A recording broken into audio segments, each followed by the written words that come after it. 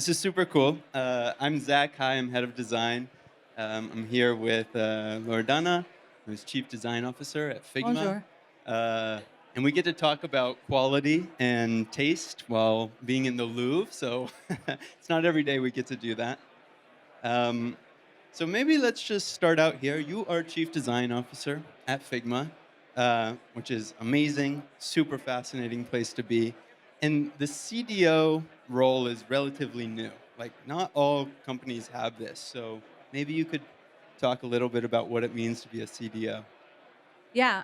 So, in the end, any leadership value at any company is about how do you make your business a more valuable business to your users. And what a chief design officer does is take the lens of business value through the lens of your user experience.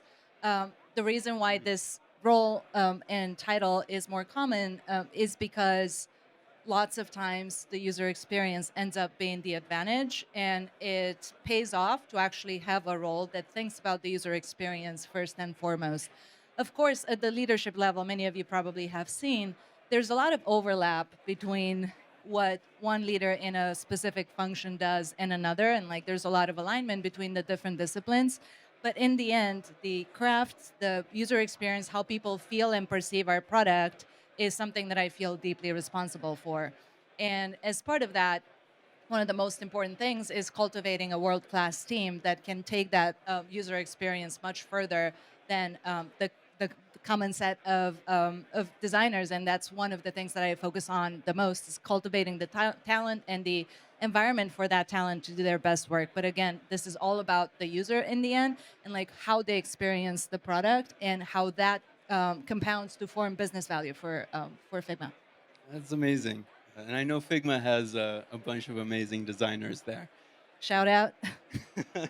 So I expect to see more of this chief design officer role for the next decade or so. I think it may be more common in California and Silicon Valley than here in France right now. But you also just wrapped up Figma Config, so congratulations! You launched a bunch of cool stuff. There was Figma Motion and coding on the canvas. There was agent that learn how your team works and shaders. So I've heard you talk about even above all of these individual features, this fundamental shift in how we're working. So I'm curious from your perspective, what is the shift that you're seeing in this traditional product development process? Yeah, for everyone who doesn't know about Config, this is Figma's annual conference in San Francisco. We had over 10,000 attendees, many of them designers, and as part of Config, we do launch new products every year.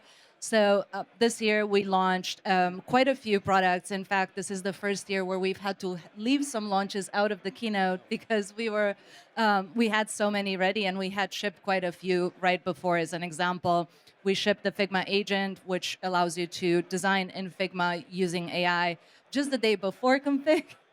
Right before the keynote, it allowed us to make a fun joke as if like, oh no, we leaked this.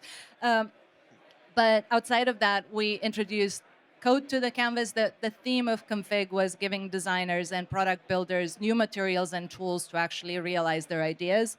And so as part of that, we introduced code layers to the design canvas. So you don't just design on the canvas, but you're able to prototype directly and like move fluidly between code and design. We introduced Motion as a tool that, again, takes your design layers and brings them to life. We introduced the ability for our agent to create plugins. Like these are reusable tools that you could have and share with your teams, like whatever it is part of your design process that you want to repeat in a way that does not consume tokens and is standardized for everyone to use in the same way. We introduced the ability to transform your layers in 3D, which is a very, very fun thing to add shaders, and also weave workflows, which are basically AI-generated workflows that string together multiple models in order to create the types of assets that really represent your brand. So lots of new materials on the canvas, and the shift really has to do with what AI enables today. So for decades before, in order to bring to life an experience, you had to have a team of specialized talent And a lot of that specialization tended to be knowing a specific tool, a specific coding language. It wasn't just how what ideas do you have, what do you want to build, what your taste is. It's also, can you wield this precise instrument that takes many, many years to learn. AI makes that barrier disappear. So increasingly, people that have great ideas and are willing to see them through have some of the tools to bring more and more of those ideas to life. That doesn't mean that specialization is not important. In fact, in some ways, it becomes even more important because recognizing whether AI gives you a good output or not still takes discernment, and that takes Yeah. judgment and a lot of training. But in reality, as a designer, you could now take some of your ideas straight to code, even though you might not know Python or like different coding frameworks. As a PM, you could start visualizing what your idea might look like. As a developer, you might also do that. So actually, we released a survey recently that showed that in the last year, the number of designers shipping code has doubled, and the number of developers doing design has grown as well from 40 to 60%. So like that is a large number. So that's the shift. And we believe, like, this one thing that I believe deeply is that new technology doesn't just change how you do what you're doing currently, it allows you to have new ideas altogether. And so, our job with Figma is to create the environment where all of these new ideas can emerge so that the real power of AI, the one that we haven't thought about yet, the unthinkable, really emerges on the design canvas. It's amazing. And this idea that everyone can create um, very easily now is there's pros and cons to this, right? Like in some ways, product managers think that they can ship without designers or engineers. Designers think they don't need product managers, and engineers sometimes don't think they need anyone. But you have this very powerful magic wand, and what can feel like this fast dopamine hit of I can see something. It's easy to get to a 5 or a 6 out of 10, but it's actually very hard to raise to that 10 out of 10 level of quality. And so I think Dylan Field, Figma CEO, actually recently talked about this, where he said AI had lowered the floor but hasn't yet raised the ceiling. You are responsible for raising the ceiling. Uh, do you have a take on what Dylan meant by this? I sure do.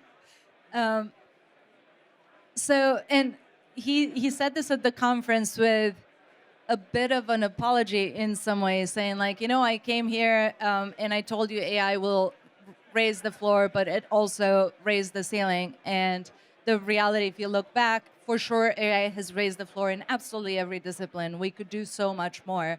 But the more you use AI, the more you realize that the job for raising the ceiling remains with the human. And the reason why that is simply because of how AI is built. AI is built on data that humans have already produced, and by definition, it kind of looks back at the past.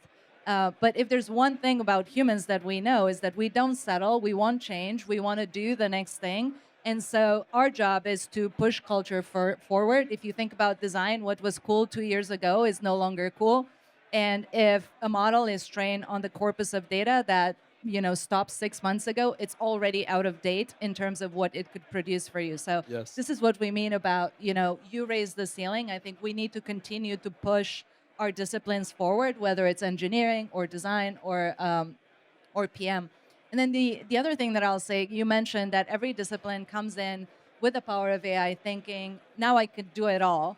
But what I've actually seen is that in mature companies that really know where AI could be useful and where its value stops, that value of disciplines becomes somewhat even more important. It's a bit more scoped, but you Mm. realize the designer probably isn't going to care a lot about the reliability of your app through and through, or have the the know-how on like how to get that done. And likewise, a developer might come in and like be able to produce an experience, but that 10% that really matters in the craft side is something that the designer wants to do. And so for us, even as we talk about roles blurring and disciplines blurring, in reality, what's happening, I think, is that the artifact that we collaborate on is converging. So it used to be that a PM would um, create a spec and a designer a mock and a developer a